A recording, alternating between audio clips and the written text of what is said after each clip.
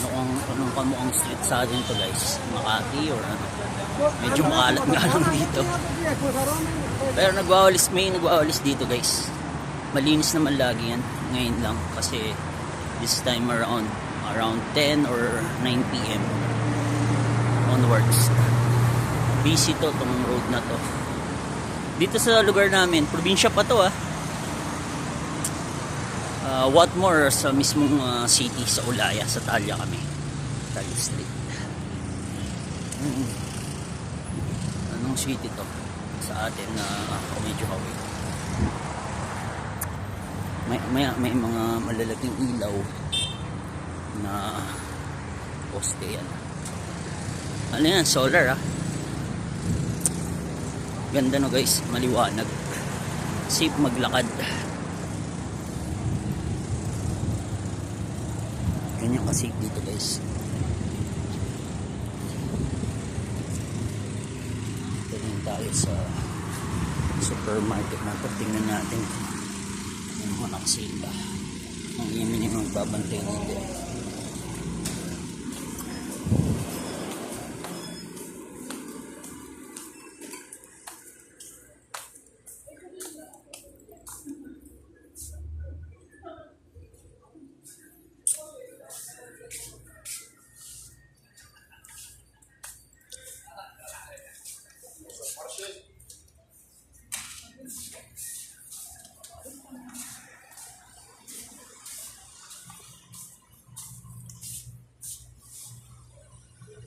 Nutella, peanut butter.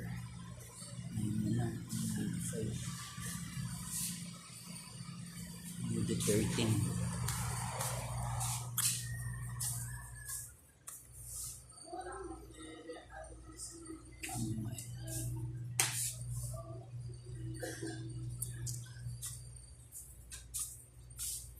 Melting.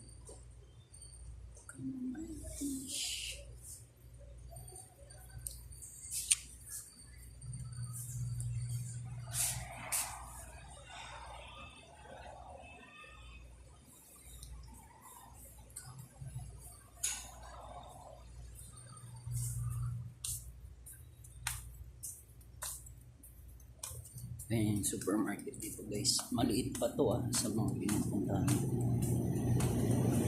Mas malaki pa talaga dito pero organized naman. Tsaka mura dito sa mga maliliit na supermarket na to. Mura yung mga sabon. Bawal yung nakasila. 14 dating 23. Dami na kasi sa baba ko maalis sa stick.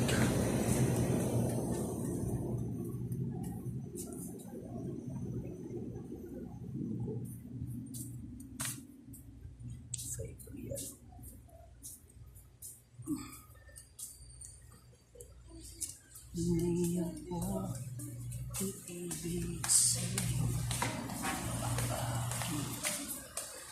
sa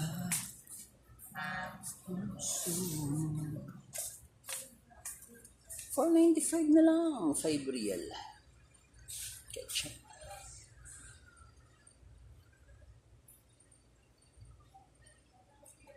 Bili tayong isa. 5 real na lang. Ace bonus. Anong gagawin? Masarap din naman yun.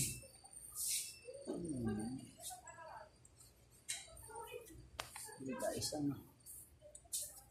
Isa. Na ako nang kaya puro snacks. Puro chichirya.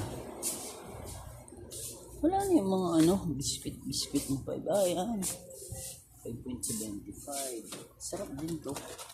So, may mga stock darating Galing Pinas. Binili ako ng mga ate ko. Bad ito. Sige, bilhin natin ito.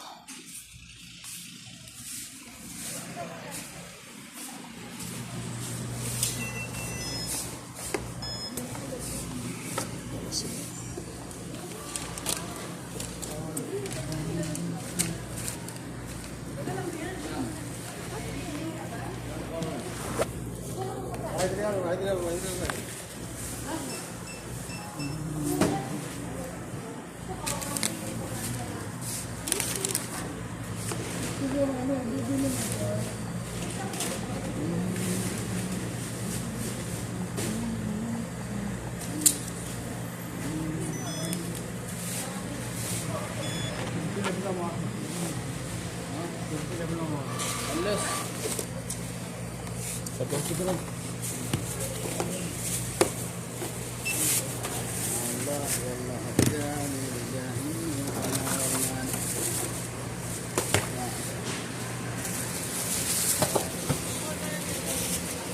ganyan itlog ka ba? Pinso po. 40. Ano?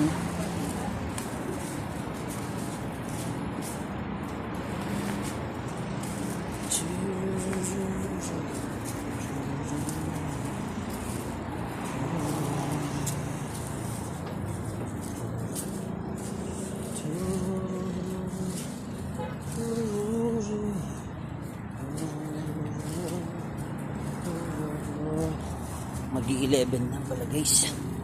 Hindi ko napansin, kaya pala medyo tahimik na yung lugar. Sa side na to, tahimik na, wala masyadong tao. Oras na. Dito, iwasan din madis oras sa paglalakad. Although, sabihin mo ng maliwanag, hindi nadaanan. For your own safe na rin. Lalo na kung mag-isa ka lang. Hanggat maaari, wag kang umalis na mag-isa, or lalo na kung naglalakad lang. Pag kahit sasakyan, mas maganda may kasama ka. At wag magpagabi ng oras.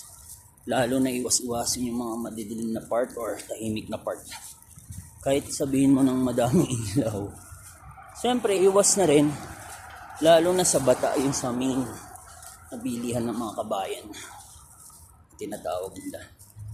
Sa Jeddah naman, Al-Balad. Parang naning dito ko. Wala naman to. Sa Balbas siguro. Pero hindi naman, wala naman, hindi naman masakit or ano. Parang may itim. Hindi kasi ako nag-apply ng cream eh. Hindi pa nga rin ako kapag guys, pag-gising ko, bangon ka agad.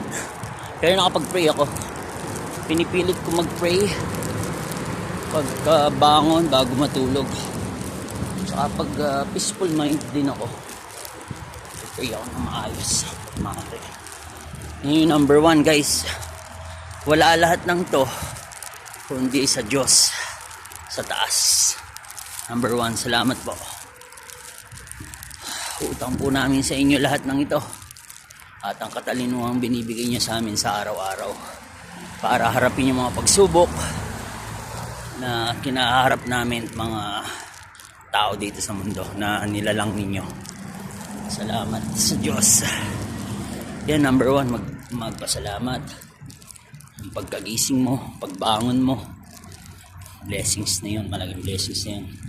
Yung iba hindi na nagigising guys, pero tayo blessings pa rin.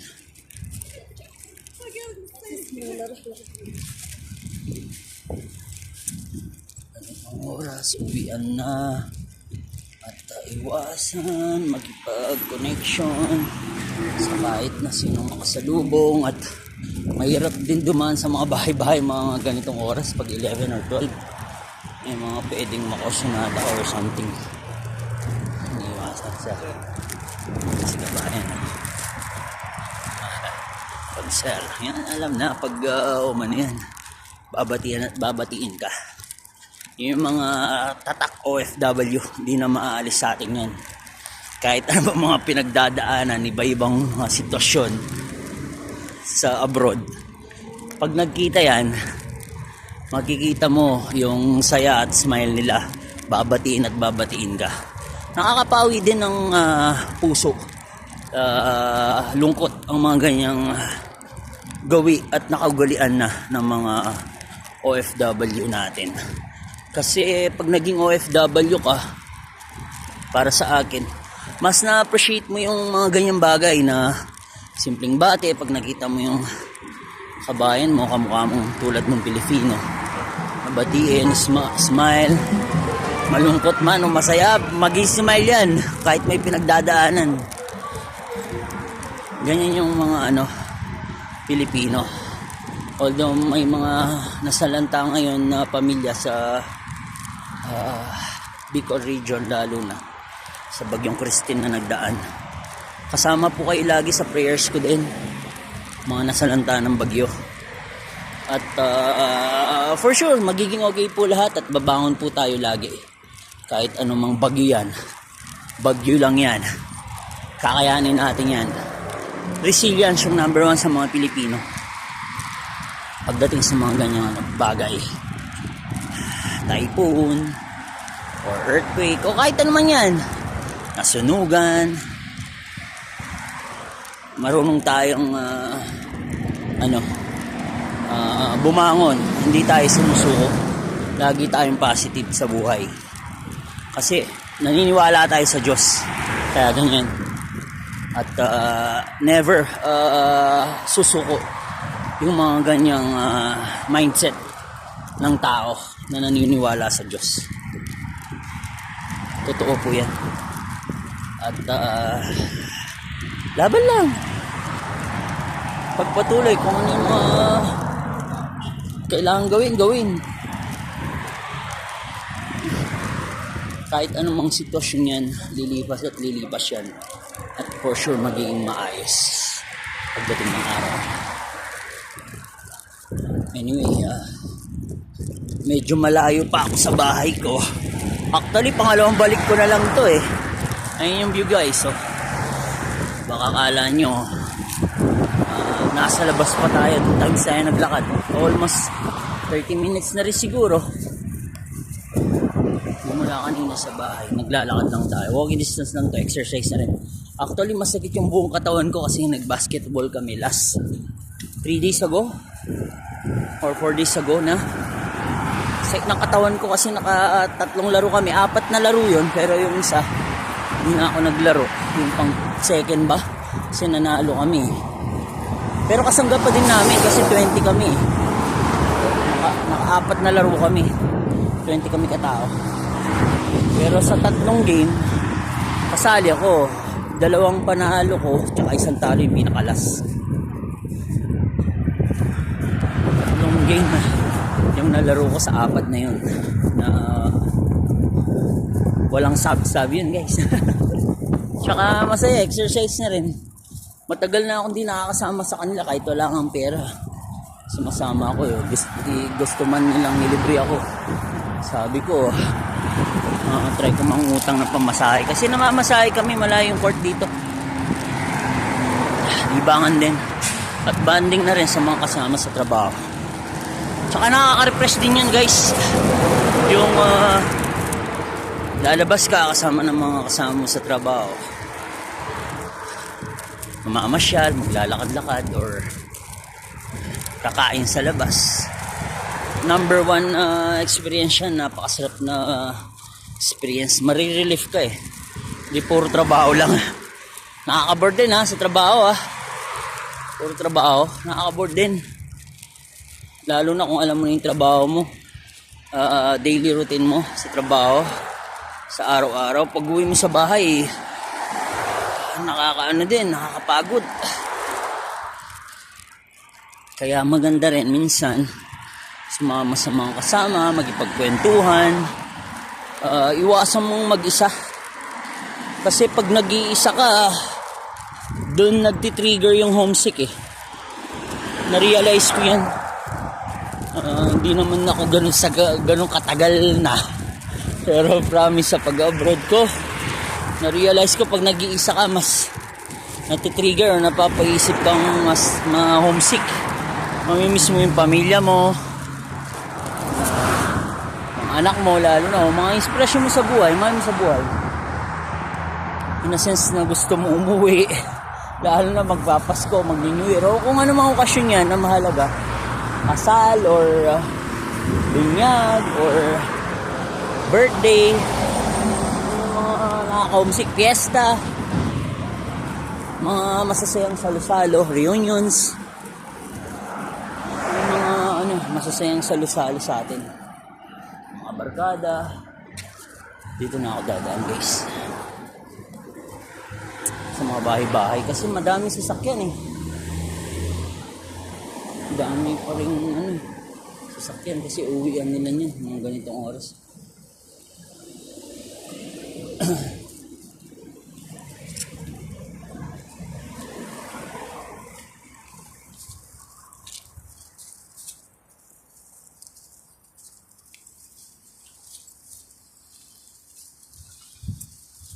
po and God bless sa lahat. At actually, ayaw ko man dumaan sa mga bahay-bahay, pero dito kasi tahimik naman sa malapit sa amin. At under construction pa yung mga daan. Kaya wala masyadong dumadaan na sasakyan dito sa loob. Yung mga bahay-bahay guys.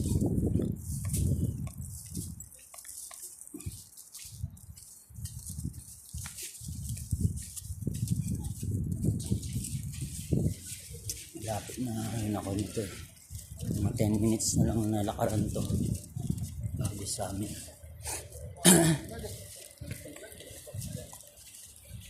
Ang mga pusa dito na sa labas. Meow. May sirang tubo dito. May tubig sa daan. Mataas to guys. Itong daanan na to.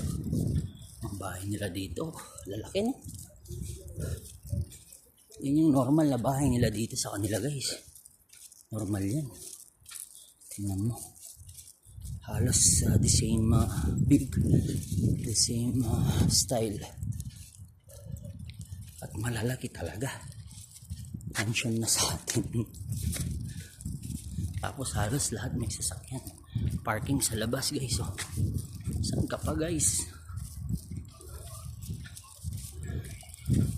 Tahimik dito guys, wala akong masasabi. Tahimik, depende lang sa yun kung paano magiging tahimik yung buhay mo.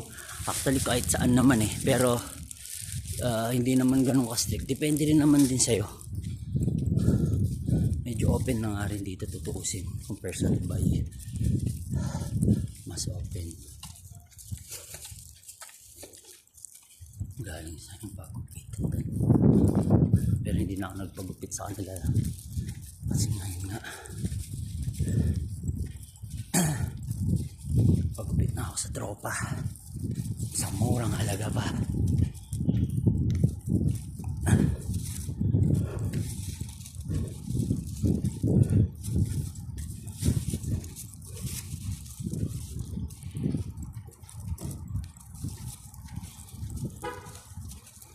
Malapit na rin ako guys sa bahay.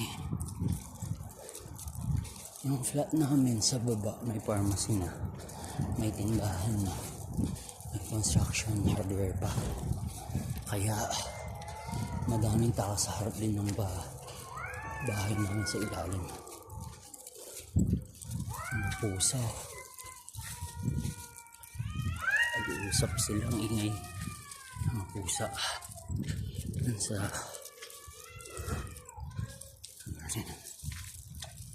nakakahingal din. Actually pinagpawisan ako guys. Malamig nito, naka-jacket ako pero maganda tong coat na to. Kaya pinagpapawisan ako sa loob. Sarap iligo to pagkapahinga. Ay, nandun construction yung daan. Wala masyado sasakyan, di ba? Tulad na sinabi ko, daanan lang to ng tao. Pero pwede rin dumaan yung sasakyan kung naising niya.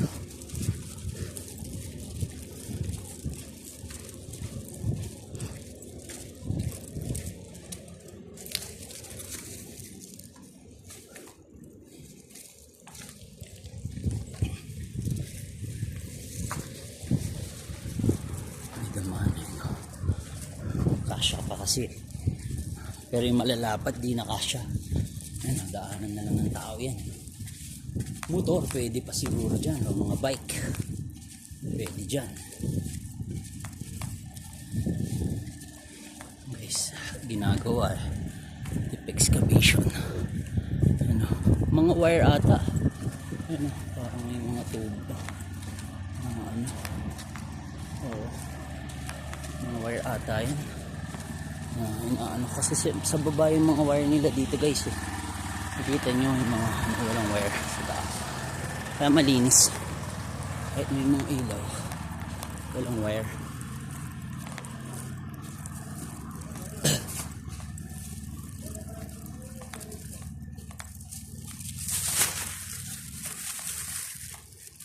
Ganyan katahimik dito sa amin guys. Tahimik lang Yan yung bahay namin sa likod niyan. Lapit na. Ano ko na ba to? Diretso ko na hanggang sa bahay. Sige, diretso ko na hanggang sa bahay.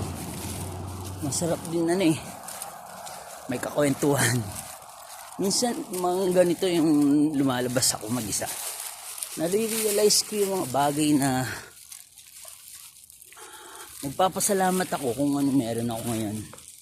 At ano man mga pinagdaanan ko na mga lumipas o nakaraan. Mas na-appreciate ko yung buhay. Tahimik, simple. Lalong-lalo na yung mga pamilya ko. Mga mahal ko sa buhay, mga anak. Para sa kanila to, itong ginagawa kong to. At kung ano man, mga plano ko at mga decision, for sure, sila yung number one na inspiration ko. Dito, ginawang mga parking ng mga heavy equipment truck. Yan sa construction.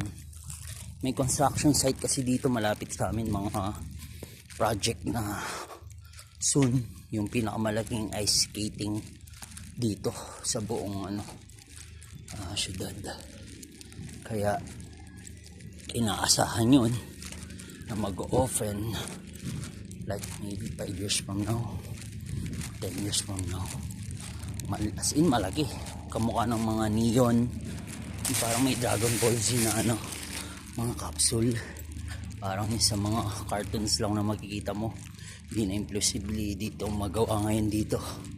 Lahat magaganda mga project nila dito. At madaming trabaho yung mga magagawa nila, lalo na sa mga Pilipino. Advantage yun sa atin, guys. Nagkakatiwalaan nila tayo, lalo na sa service, sa mga skilled worker na Pilipino. Kaya try lang ng try sa mga nag-a-apply ngayon. Huwag po kayo mawala ng pag-asa. Mag-apply na mag-apply. Kung para sa inyo yan, para sa inyo. Huwag muna kayong mag-demand or mag-expect na malaki sahod. Of course, pag bago ka, maliit yung offer. Huwag mo asahan na malagyan. Unless kung, of course, kung depende sa interview yan. Kung nabenta mo yung sarili mo na skilled ka or professional ka, ididepende yan sa offer mo. Kung alam mo yung pinapasokan mong trabaho or fields, siyempre malaki din yung sahod. Ako, hindi ko naman sinasabing matagal na ako dito sa field na to, skilled. Hindi ako nag-offer ng sahod, kaya maliit yung akin, pero napagtsatsagaan for the meantime. At soon naman, lalaki din naman eh. Sa umpisa lang mahirap kasi kailangan mong i-budget yung sahod mo, yung pinapadala mo. Siyempre maumakas ang pamilya mo, kailangan mong i-budget ng maayos. Yun. Oo. Hindi na ako. Kauwi niyo lang?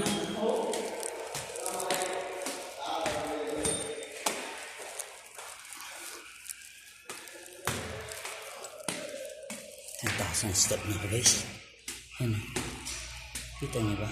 10,000 wala na. 10,000 step ako. Ano gagawin?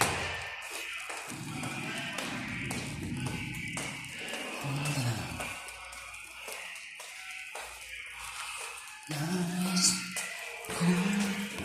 Dito na ako guys sa bahay. Dito ako sa number 16.